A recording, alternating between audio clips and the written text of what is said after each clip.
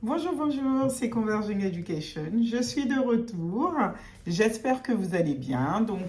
Moi, je vais bien. Bon, je suis un peu fatiguée à cause du Covid, mais ça va, ça va. Je viens de terminer une consultation avec une famille là. Et l'idée m'est venue suite à cet entretien, suite à un accompagnement cette année, à vous parler donc de la préparation de la rentrée, parce que je pense que c'est un sujet qui est souvent négligé. J'ai laissé les fenêtres ouvertes, donc il y a un peu de bruit, qui est souvent négligé par mes futurs bacheliers ou mes étudiants de manière générale. Donc effectivement, pour la plupart d'entre vous, en tout cas ceux qui viennent de passer les épreuves du baccalauréat, vous avez, soit vous savez déjà que vous avez le baccalauréat au profit notamment de vos notes au contrôle continu, ou soit vous pensez l'avoir dans quelques jours lors de l'annonce des résultats, ou pour les autres après les épreuves du rattrapage.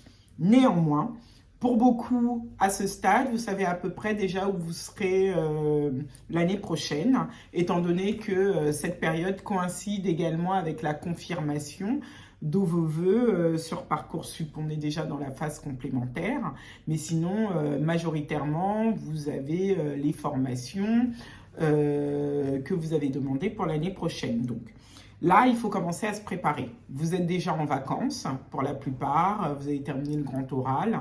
C'est maintenant le temps de s'organiser pour la rentrée. Vous allez me dire, non mais comment ça, on est encore au mois de juin, à peine le mois de juillet dans 2-3 jours.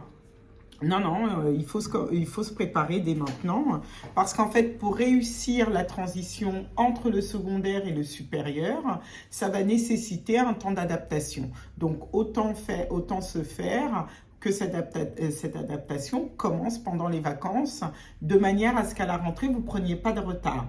Si par exemple, vous allez faire de l'alternance, commencer par une formation en alternance ou en prépa, les rythmes dans ces différentes formations vont être extrêmement intensifs. Donc, il faut s'y préparer dès maintenant. J'ai quelques conseils pour vous pour préparer cette période, notamment, premièrement, les vacances, c'est fait pour se reposer, certes. Mais je vous demande de vous organiser quelques heures par semaine, je ne sais pas, 1 ou 2 heures par jour par exemple, pour commencer à anticiper la révision des notions, notamment du cycle de terminale, soit par exemple vous entrez en prépa, HEC ou scientifique par exemple, c'est le moment par exemple de vous remettre, le programme sera la continuité de toute manière de ce que vous avez fait au lycée, donc autant consolider les bases du secondaire pour que lorsque vous arrivez en prépa, tout se passe bien. Donc ça peut être également le moment de lire. Lire. J'insiste sur l'importance de la lecture parce que c'est fondamental, notamment pour améliorer donc, votre culture générale, vos capacités d'expression aussi bien à l'écrit qu'à l'oral. Donc souvent, certaines formations vont vous conseiller des listes de lecture pour les vacances. Donc, essayez de vous renseigner notamment auprès des anciens élèves ou auprès de l'établissement que vous allez intégrer, les ouvrages recommandés pour préparer la rentrée. Se renseigner également pour savoir s'il y a un stage de pré-rentrée qui est offert par l'établissement que vous allez intégrer ou la formation que vous allez intégrer. C'est de plus en plus le cas. Et si ce stage n'est pas proposé par cet établissement, si vous en avez les moyens, essayez de faire un stage. Pourquoi pas, si vous allez faire la PACES par exemple, je conseille très vivement de se payer une petite formation pendant les vacances. Sinon, il y a également des structures associatives qui proposent des préparations pendant les vacances. Et là, c'est souvent à un prix raisonnable ou sinon gratuit par moment. Il y a des mairies également qui le proposent. Ça permet notamment de maximiser ses chances et de profiter des vacances pour se donner une petite longueur d'avance. Je vous conseille également de vous familiariser avec le référentiel de la formation que vous allez intégrer. Le référentiel, c'est un document officiel qui est accessible sur Internet de toute manière, où vous aurez accès donc aux éléments que vous allez étudier pendant les 2-3 années de la formation que vous allez intégrer.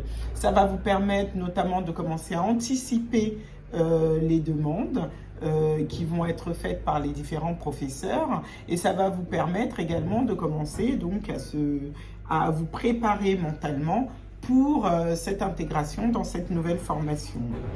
Les vacances, c'est notamment l'opportunité également de renforcer les compétences linguistiques. C'est peut-être le moment enfin de parfaire cet English que vous souhaitiez bilingue ou presque bilingue. Ça peut être un séjour linguistique, ça peut être tout simplement de profiter du temps pour travailler avec une appli ou la Khan Academy ou je ne sais quoi. Et ça peut vous permettre notamment d'améliorer vos chances lorsque vous serez dans votre formation de prédilection, de pouvoir éventuellement donc bénéficier d'un séjour à l'étranger parce que vous aurez les capacités. C'est le moment éventuellement de préparer le TOEIC, le TOEFL, éventuellement si vous le pouvez. C'est également le moment de passer le permis.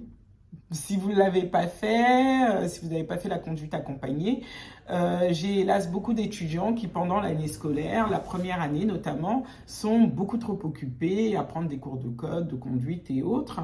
Si vous avez l'opportunité de pouvoir le faire pendant les vacances, ça serait bien. C'est également le temps de participer donc à des stages. Payants ou pas, comme je l'ai précisé précédemment, mais c'est également le temps de pouvoir anticiper, notamment en connectant avec les futurs collègues de vos formations respectives, sur les attentes. Ça peut être soit directement, j'ai vu que Totis notamment proposer un service de mise en relation entre les étudiants les futurs étudiants dans différentes formations du supérieur. Donc c'est peut-être bien dès le départ de savoir avec qui vous serez, commencer à connecter pendant les vacances, échanger, contacter s'il y a des réunions d'anciens élèves, éventuellement leur expérience, contactez-les pour pouvoir partager avec eux leur expérience, leurs conseils. Et sinon, il y a également les vidéos YouTube sur des étudiants en prépa qui vous racontent leur expérience, ce qu'il faut faire, etc. Je pense que c'est extrêmement essentiel pour vous de vous familiariser avec le programme et les attentes non seulement académiques, mais également non académiques de la formation que vous allez intégrer. Commencez à manager votre temps, apprenez, occupez-vous de vous, investissez-vous dans des actions associatives, mais essayez dès le départ de voir comment vous allez pouvoir, par exemple, concilier petit boulot, travail universitaire ou autre, et loisirs, parce que la vie n'est pas faite que de travail.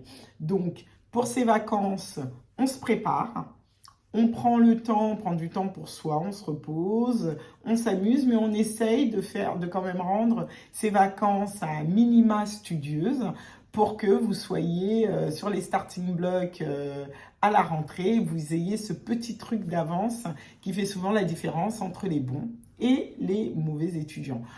Sachant que le taux d'échec, notamment à l'université en première année, est très élevé. Et souvent, ce qui fait la différence, c'est ceux qui se sont préparés pendant les vacances, qui n'ont pas lézardé, qui n'ont pas fait une coupure. Et cette coupure, elle peut pratiquement durer 3 mois si vous ne faites pas attention. Donc, je vous invite à travailler avec parcimonie pendant les vacances, mais régulièrement tout de même, pour qu'il n'y ait pas de grand choc entre le lycée et l'enseignement supérieur.